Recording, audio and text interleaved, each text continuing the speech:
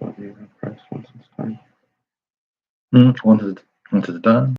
You're going to click share screen. Select Discord and window. Once I get through saying what I got to say. Got it? That middle. And then tab over and click window. Or if you want, I can do it right now. Are we ready? Yeah.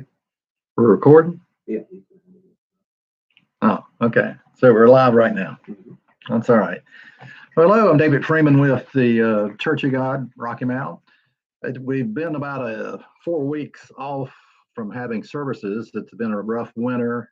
We canceled services today because the parking lot was full of ice. And so anyway, what we're doing is we're testing this live streaming. We hope to eventually be able to do this at the church building in a more professional manner. But right now, we're just seeing how this turns out. We're at home right now. It's a snowy day. Well, not a snowy day, but it's just a lot of ice out there and difficult to get out the driveway.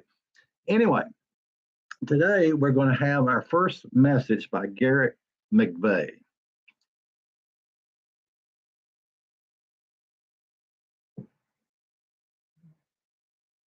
Yeah.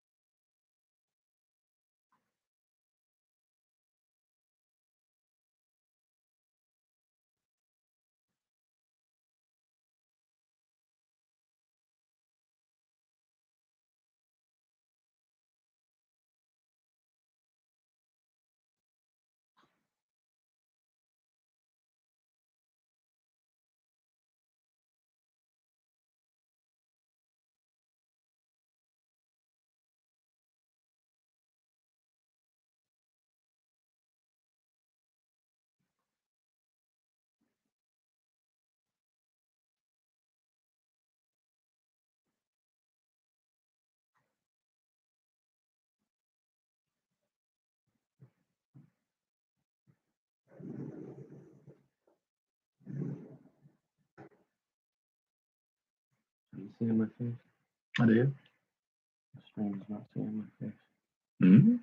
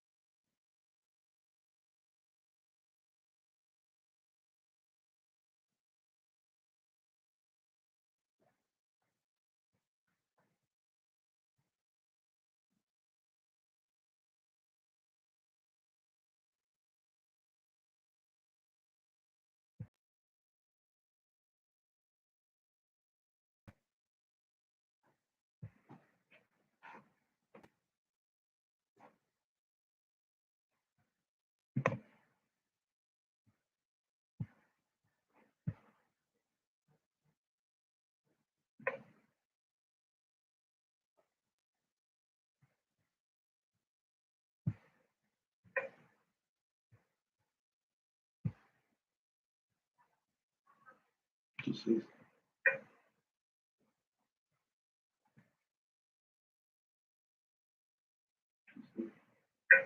She sees me. She doesn't see. All right, there we go. Yeah. Okay.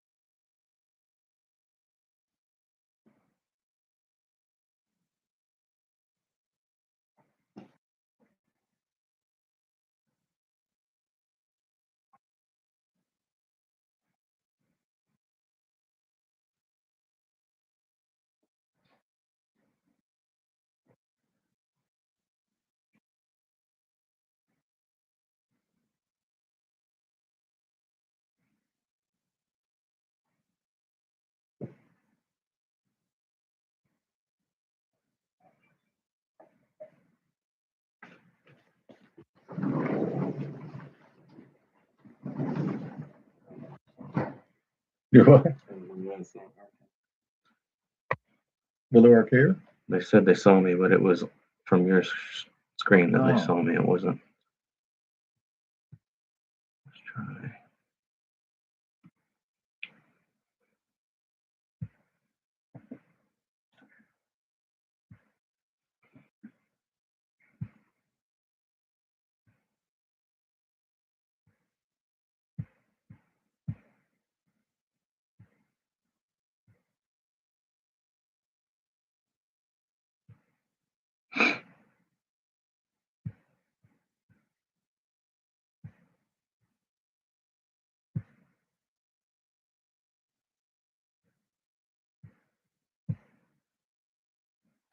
Let's see. So,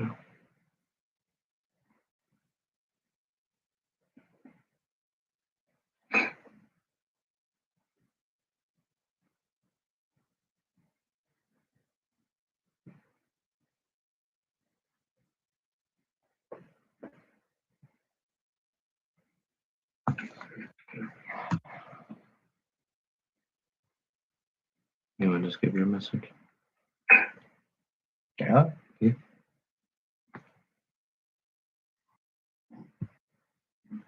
Will it work? Yeah, it's working for yours. It's just not switching over to me properly for some reason. Okay, so it is live? Yep.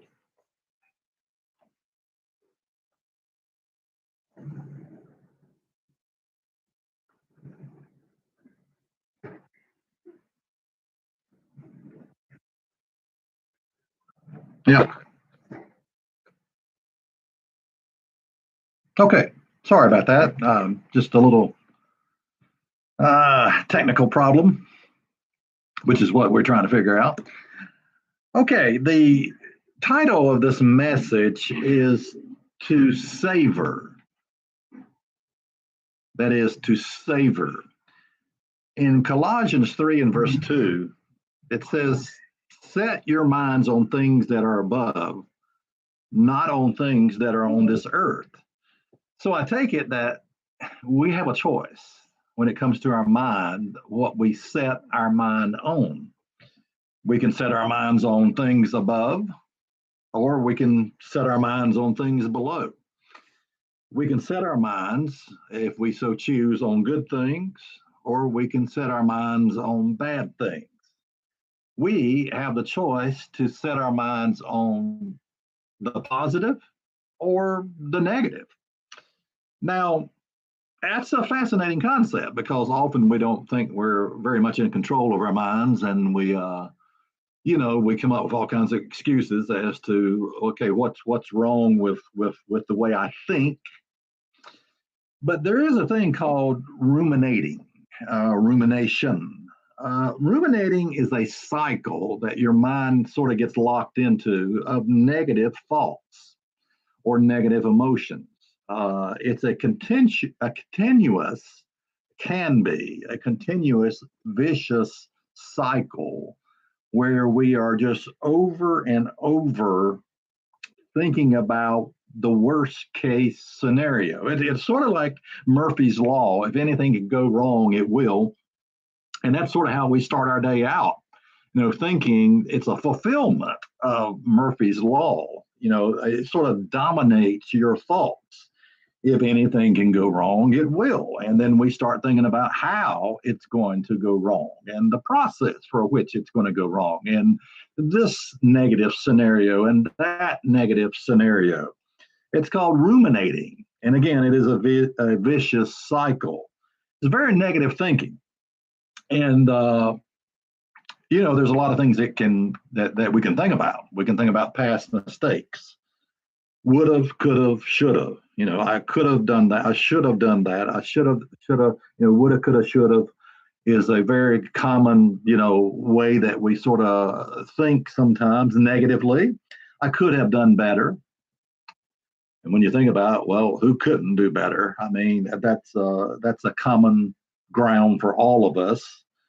Then there are defining moments that we ruminate about, maybe things that took place earlier in childhood that we start thinking, well, I could have done better. Maybe you were forced into the role of a caretaker. You had to, maybe your parents were not there. Your father or mother were missing, or worse than that, maybe both were missing. And you were forced into a role of taking care of your siblings. You didn't ask for that role. You didn't want that role, but it was just forced upon you. And you had very or little or no experience whatsoever in doing this. And you just do the best you can.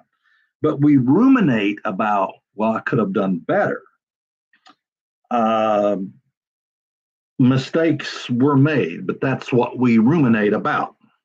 Then we can ruminate about sins committed against us, things that people that did us wrong, people that used us, abused us, or whatever you want to talk about.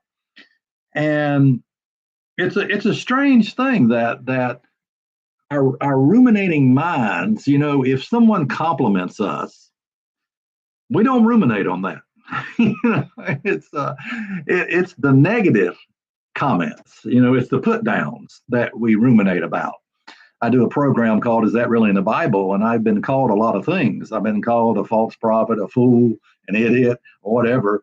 But I get good compliments also. But it's strange that it's not the good compliments that we seem to ruminate about. It's the negative negative things that people say about us that where this vicious cycle of rumination takes place.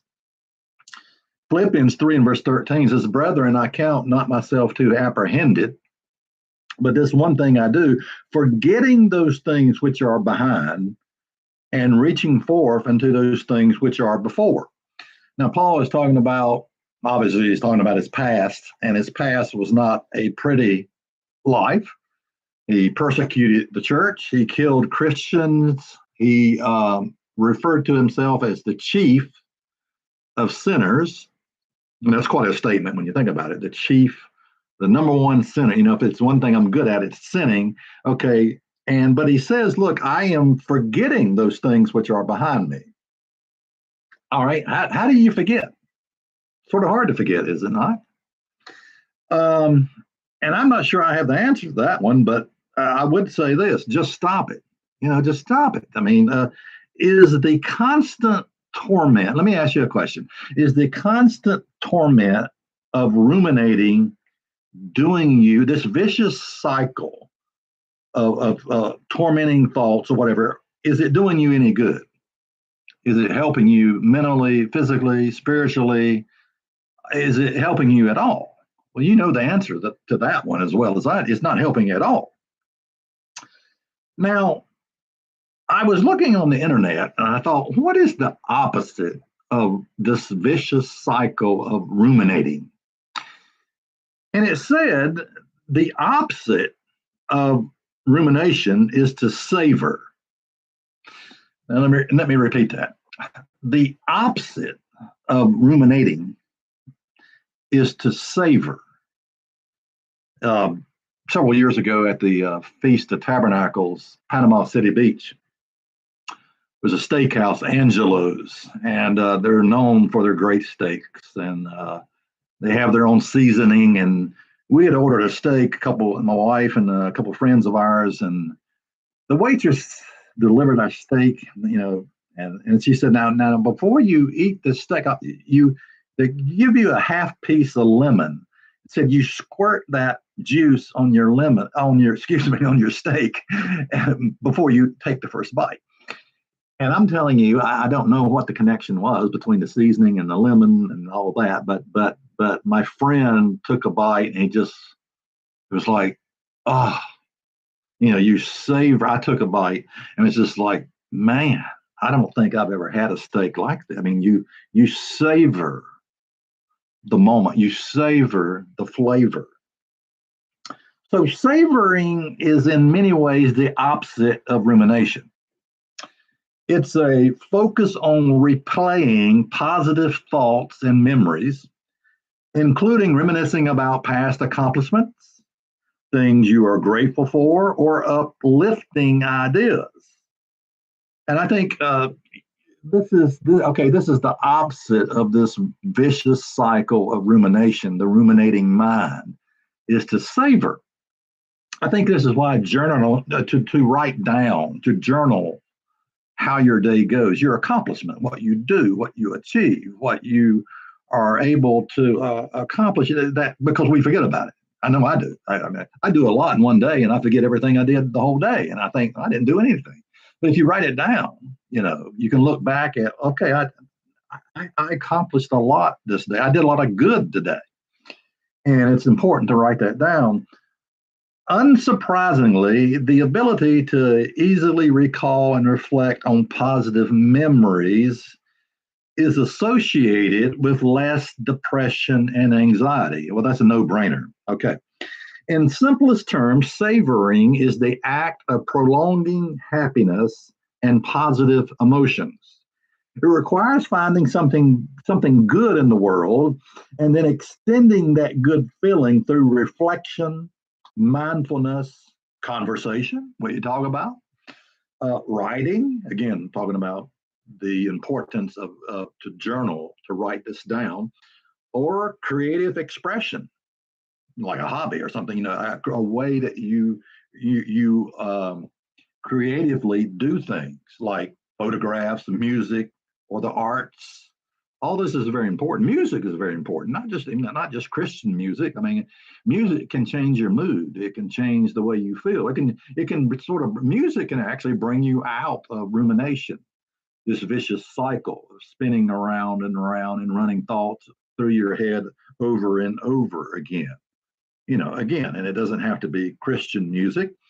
It doesn't necessarily need to be, bad music, but I'm not saying, there's a lot of music I like that is very good. Now, thinking, okay, let's talk about thinking in the brain. What does rumination and savoring look like in the brain? Now, we don't have the ability at this point, eventually we will, to insert a couple of pictures of a brain scan where they took two pictures. One brain scan was of a person who was always in this vicious cycle of rumination. The other brain scan was a picture of a person who was savoring every moment. Both were identical. It was a picture of the front, the back, the side, the frontal lobes, the cortex. I don't know. I'm not a doctor. I don't know all the language to use there, but the scan revealed that both were lit up with the exact, you could not tell, the color was the same, the images was the same. One was a brain that was caught in the cycle of rumination. The other was a brain of savoring. and they were identical in the way they were lit up. Now, what do we savor? Well, you should savor everything, actually. We're told all things work out for the good to those that love God. Not that everything is good that happens to you, but if God is going to work them out for your good, why not savor them? Okay. What can I find to savor in this moment? There must be something I can savor. In the moment, take some work, because moments, that's not a lot of time. A moment, you got minutes, and then you got hours, and then you got 24-hour period. But in the moment, takes some work. It takes some discipline to savor, to look and to find that thing to savor, because it's moment by moment that you're searching for this. You can talk about all kinds of things that you would savor. Making love to your wife, obviously that needs no explaining. To savor that, hopefully, but I'm not just talking about sexual. I'm talking about, even holding hands, maybe, just to savor the moment of holding hands, of touching, to savor that. The words "I love you," to savor those words. Your work. Now you might say, "Well, I can't savor that at all." But whatever your hand finds to do it with your might. It sounds like the Bible is telling us to savor the things that we're doing. So let's take a typical day. It's time to get up in the morning, and the ruminating mind says, "Look, I don't want to get up. I do not want to get up. I don't want to even face the day." But I want you to think about it for a moment. You can take a different approach. You can say, "Now, what do I hear?" The senses. What do I hear? What do I see? I hear the birds singing. I hear the wind blowing. Just like this morning, it was blowing 40 miles an hour. And it's easy to get into the cycle, like we live in a pine thicket, where I'm thinking about, you ruminate about, a tree is going to fall on the house. And then you go from there and you start ruminating. Or you can hear the wind and say, that's the Holy Spirit is referred to, is like a powerful wind. And you can imagine that the Holy Spirit is blowing and coming over you, and not worry about it. It's a matter of a different perspective and how you think. The heat pump running, I used to ruminate about that. How much is that costing me? That thing, I hear it running on. Now it's sort of a comfort for me to just hear. It sort of puts me to sleep to hear it, the crank up and the running of the heat pump. So you get up and you have choices to make. You take a shower, and you savor the hot water that is pouring over your body on a wintry cold day where it's 25 degrees outside. Okay, you savor that. You build a fire and you savor the beauty and the heat of the fire. You look outside. That's a good thing to do when you get up. Look outside. What do you see? Well, whatever you see, savor it. Even when things go wrong, it's easy to fall into that cycle of ruminating. Everything goes wrong. Everything I touch goes wrong. Everything that I do ends up in the dumpster or whatever. It's easy to fall into that ruminating, concept of everything, going wrong in my life. But try to find humor in it. Try to laugh at yourself. Why do we take ourselves so seriously anyway? I just recently I was trying to scrape off the driveway at our church, and I was pulling an 8,000-pound skid steer to do that, and pulled into the church and hit a piece of ice, nearly ran through the church, jackknifed my truck. Now I need a tailgate, a new bed on my truck, and a bumper. Half of my truck's destroyed, and I nearly ran through the church. But that when I think about it, it's sort of funny, that I could do that much damage in one day. Or that you need to, so what? That's the reason you got insurance or whatever. Savoring is hard to do. It requires discipline, and it's continually in the moment. You savor each moment, but there's a lot of moments in each day, in each hour, in each minute. So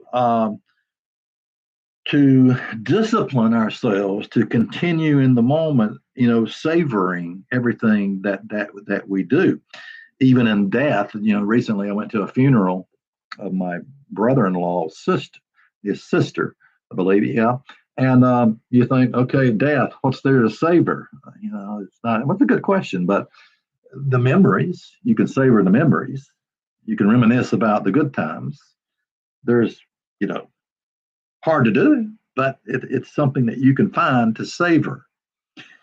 Okay, Philippians 4 and verse 8. Finally, brethren, whatsoever things are true, whatsoever things are honest, whatsoever things are just, whatsoever things are pure, whatsoever things are lovely, whatsoever things are of a good report, if there be any virtue, if there be any praise, think on these things. What is this verse telling us? I mean, it's obviously telling us to look at the positive versus the negative. I mean, to search, to find, to look, to discipline yourselves, your mind, to find the positive. Ruminate on, or you can ruminate, or you can savor.